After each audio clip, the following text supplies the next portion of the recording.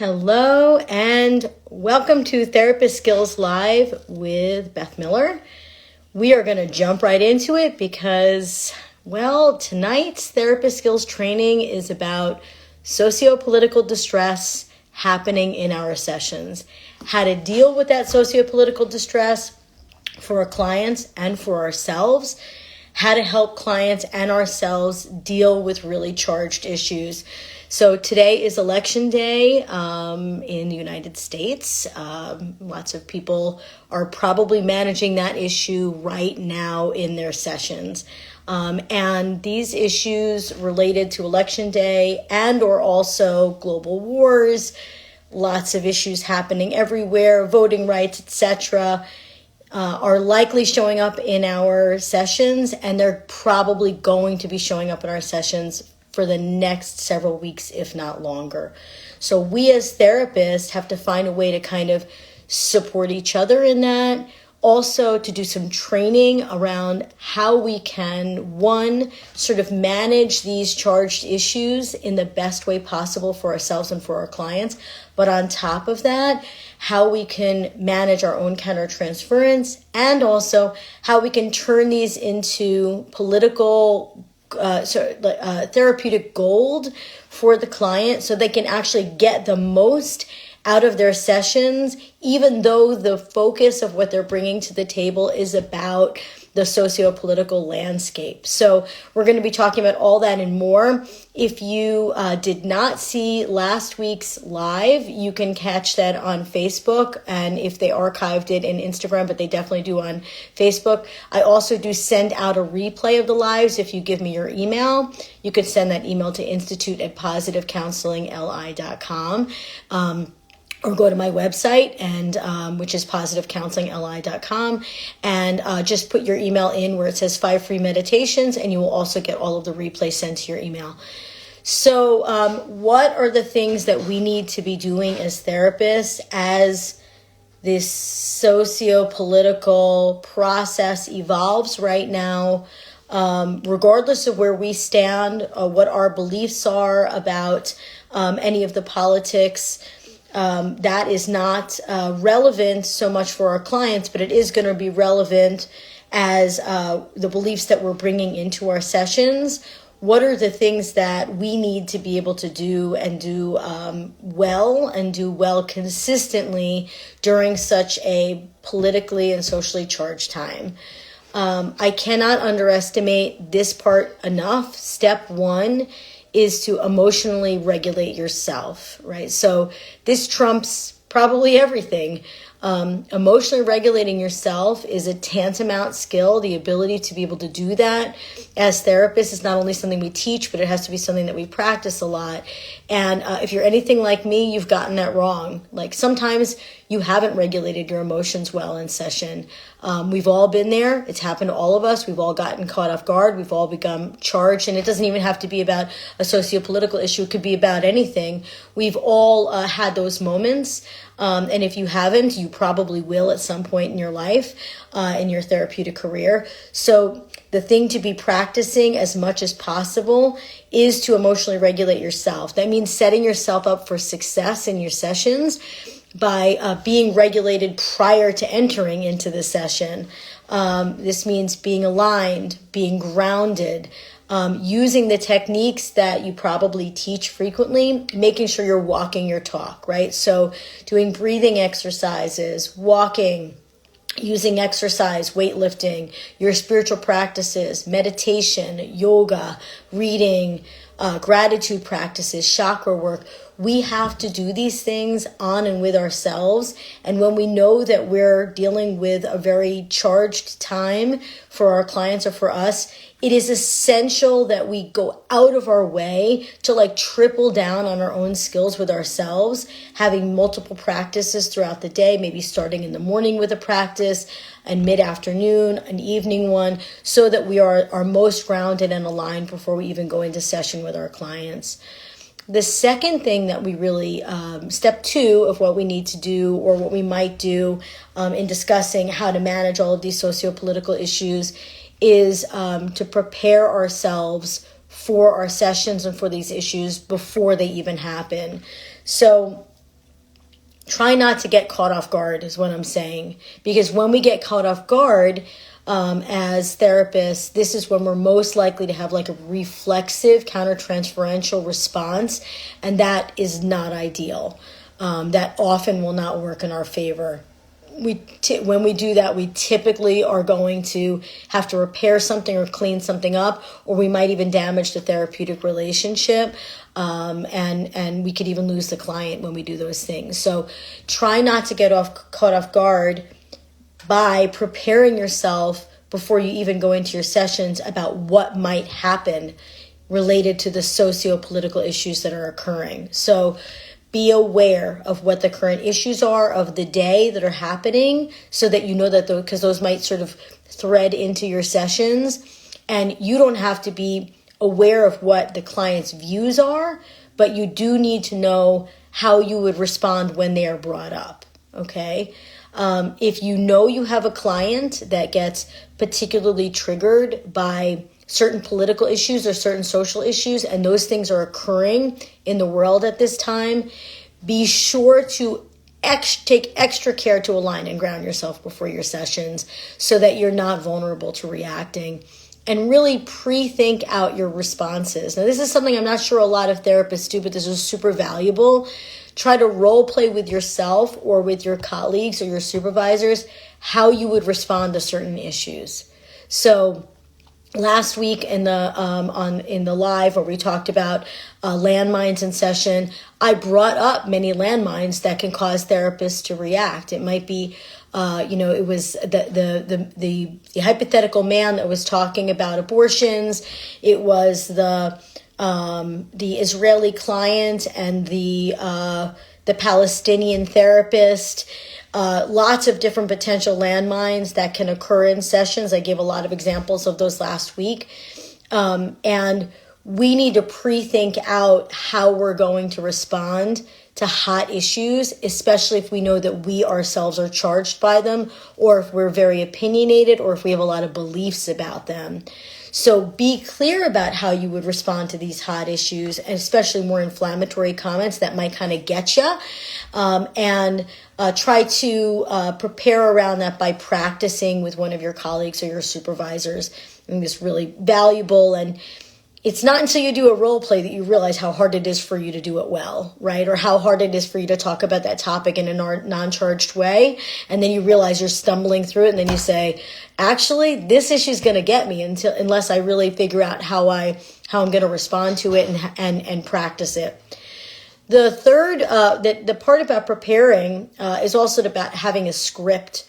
So I mentioned this in the last training, and I'm going to say it again now. I really have a script, a very kind of casual, quick script that I say to clients when they talk about social or political issues.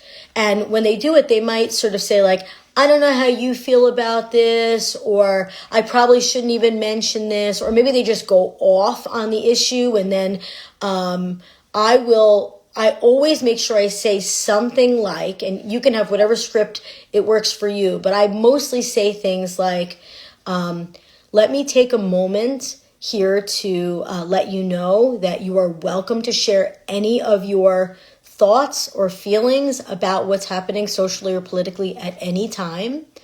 I welcome those, and I do not have any opinion on them. So you do not need to be concerned at all about my thoughts, my feelings, or my beliefs on any of these issues. Please feel free to be yourself and talk about them and not worry about how they would impact me. I'm here to be able to sort of create this space with you, but also to ask you questions so that we can see how this interfaces with your life. However, we won't be having a political discussion. We're not going to be talking about the politics as if we're having a political discussion.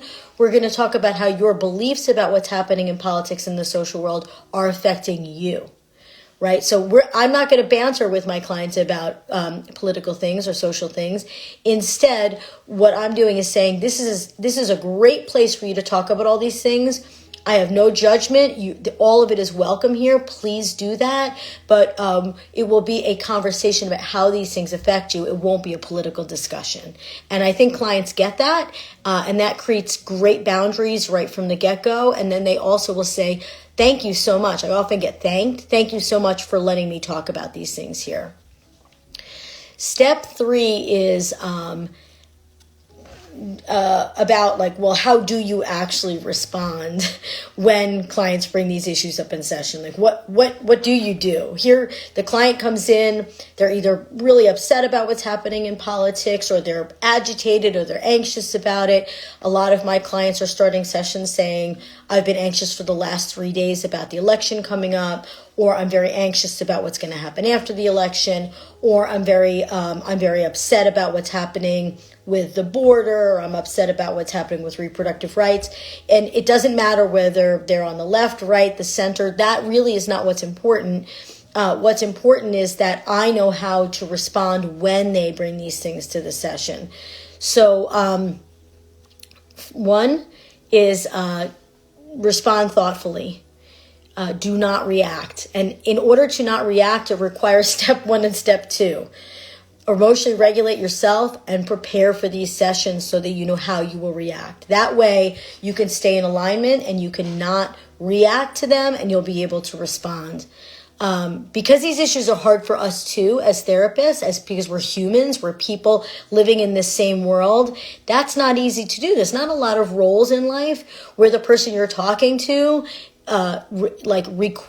stays neutral. That's a very unique thing. So since we are responsible for doing that and just helping the client, it is imperative that we not react. It's imperative that we really respond thoughtfully.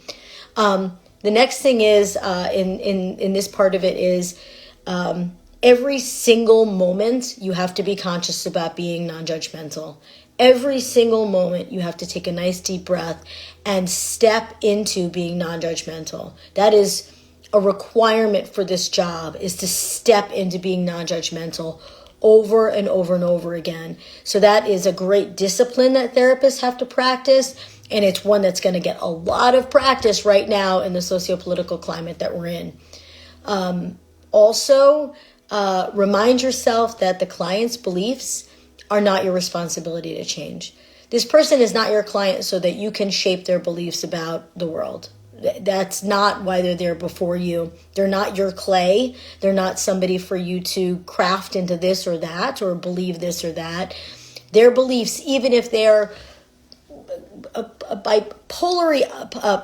polarizing in comparison with yours, even if they do not vibe with what you think is true about humanity, even if you are offended or appalled by them, they are not for you to change. That is not your role. There might be some inquiry, there might be curiosity, there might be non-judgmental exploration, but not to change their beliefs. And it's really important that we remember that as therapists, because that could get really dicey for us. Also, do not respond. So not responding, just being like the blinking therapist that's just listening but saying nothing, can really come off as a very judgmental listener, as being detached, as being shaming towards a client. So not responding at all is not a great strategy. Now, if you're caught off guard and you need a minute to take a deep breath, that's okay. But don't just ignore what the client says or just blink through it, because that's not a great therapeutic response. It's not going to help the client in any way, and it might actually give the wrong impression about your thoughts or your feelings about the client or what they've said. Validate. Become a validating machine. Even just simply reflecting back what the client has said in a validating way may be all you need to do in a session. There might be times when the client is in a really hot sociopolitical state or a reaction about what's happening, that you just reflecting back in a validating way might be a great strategy. It may not be the only thing you do, and most people know that I don't believe in just doing that in sessions. I really don't. But it is a very That's a very stable response to have. It's a very thoughtful, helpful response to just reflect back what the client has said in a validating way, because the validation goes a long way.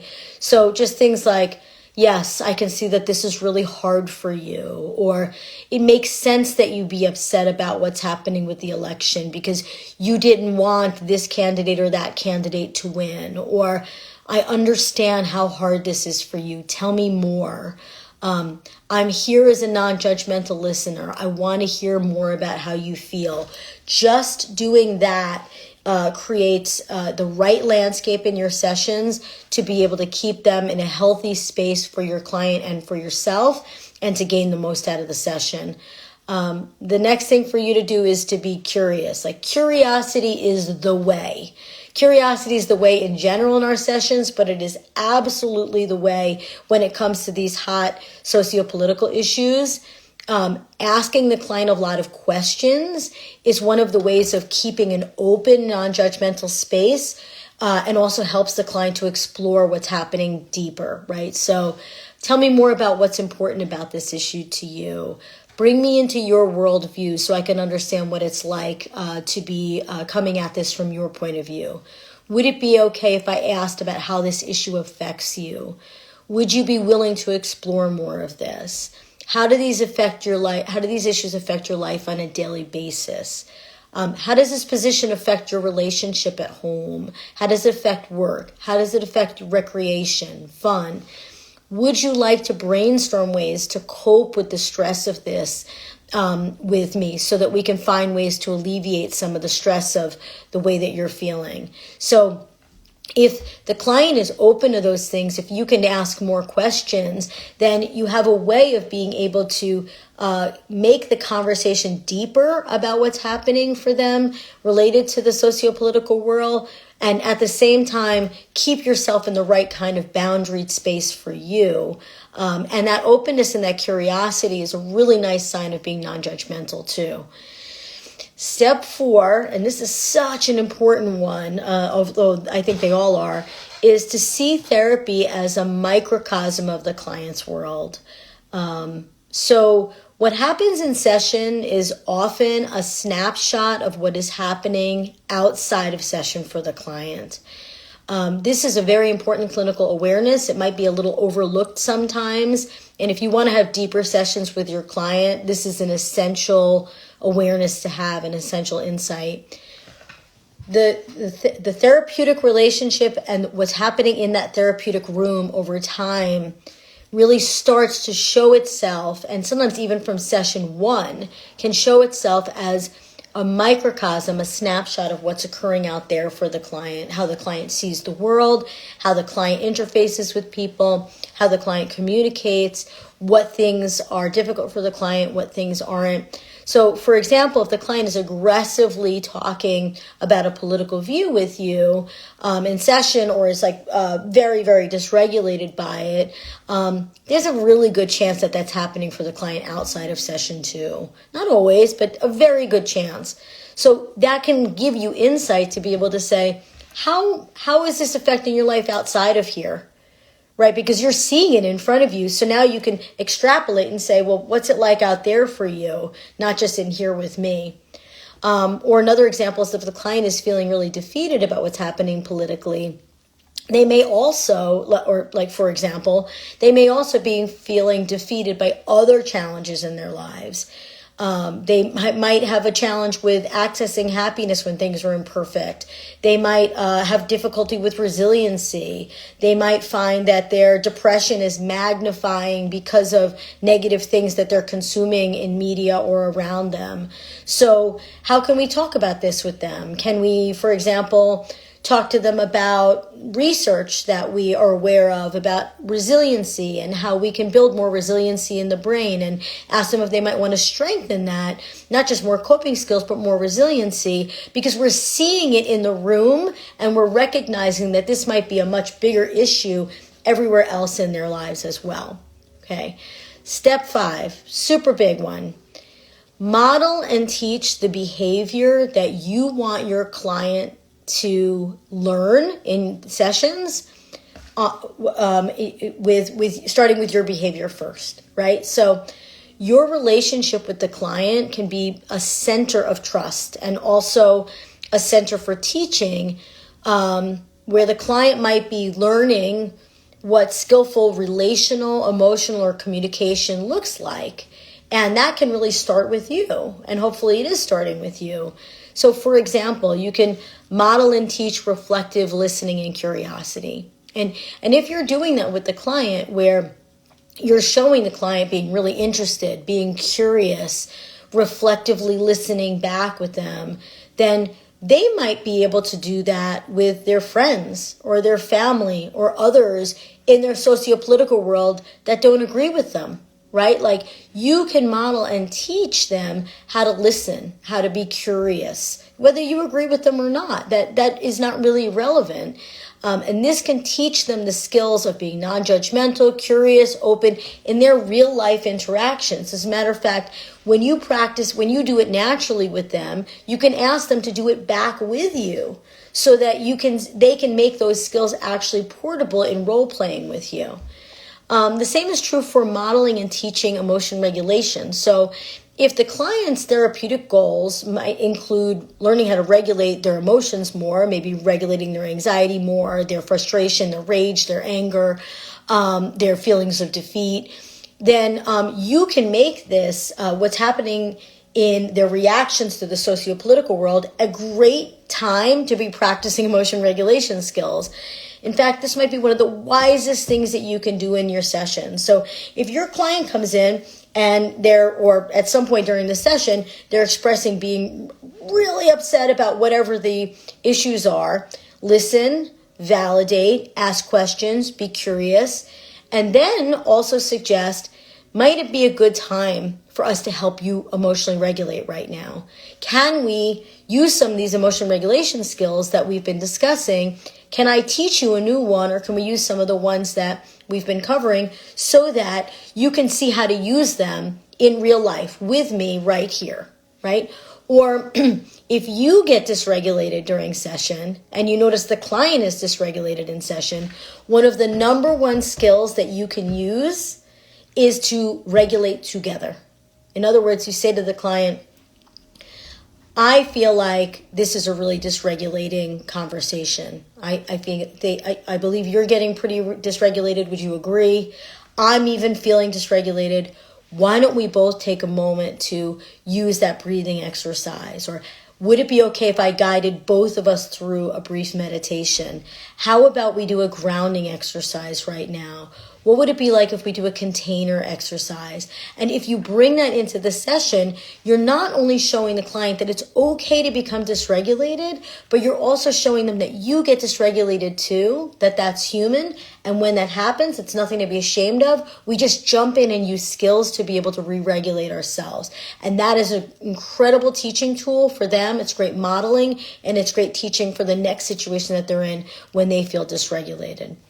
You can also model and teach compassion and being non-judgmental. So you can, like, for example, if you've been talking about empathy with the client and you've been trying to help them become more empathetic, because that's one of the goals you guys have decided on would be an asset to them to learn, then you might even, when they're bringing a sociopolitical issue in, say, hey, you know what? Why don't we see if we can develop some of that empathy for the people that have the opposite political views as you. Let's see if we can find a way to think like them or see what it's like to be like them. And we can even do that on the people that are the hardest to do it on in the world. And by doing that, you're not only using that skill, you're teaching it, but you're modeling it as well, which is just incredibly beneficial to the client. And then lastly is to see absolutely everything as a potential clinical issue. See absolutely everything that's occurring as a potential clinical issue. And I'm going to be talking about this further because everything that happens in session is a possibility for you to be able to see it through clinical eyes. So when a client doesn't want to pay for a session, that's a clinical issue. It's not just a financial issue. It's not just a money issue. It's a clinical issue, or it can be. and it has a lot of potential therapeutic gold in it. When the client is objecting to a sociopolitical issue, it might very well be a clinical issue too, meaning we can find the ways to discover the therapeutic gold in the middle of what seems like just a belief about sociopolitical culture, right? So we ourselves can look deeper and find the ways to look for all of the gold that's possible in these really difficult, chaotic, challenging, charged times for clients. And we have a lot of opportunity here. I'm going to be talking about that further in one of our next sessions. In the meantime, here's what I'd like you to consider practicing for this week, because it is in the practice where we become better therapists. So remember to emotionally regulate yourself before session, and also be emotionally regulating yourself at least 3 times a day right now during these very charged times, so that you are the most possibly regulated during your sessions. Remember to prepare before your sessions and ground beforehand. Remember to be super curious and to be asking a ton of questions while also releasing judgment, while validating. Remember, it's not your job to change your client's beliefs whatsoever. Remember to see what is the therapy as a microcosm of what is happening in their world outside of session, and also see everything as a potential clinical issue. And I'm going to unpack that more in future trainings. Help them to practice the skills and tools that you're already working on by weaving them together with the sociopolitical issues that they're charged about right now. And so I wish you a wonderful week of therapy. I know that this week and maybe future weeks to come might be really challenging to all of us in our role, but we do have a really important role in helping the clients at the same time. So I urge you to reach out to me at institute@positivecounselingli.com. Feel free to ask any questions, give me any feedback about the training so that I can incorporate that into the next training that comes up. That way I can really serve your needs. Have a wonderful week, and I wish you a peaceful, fabulous future of therapy.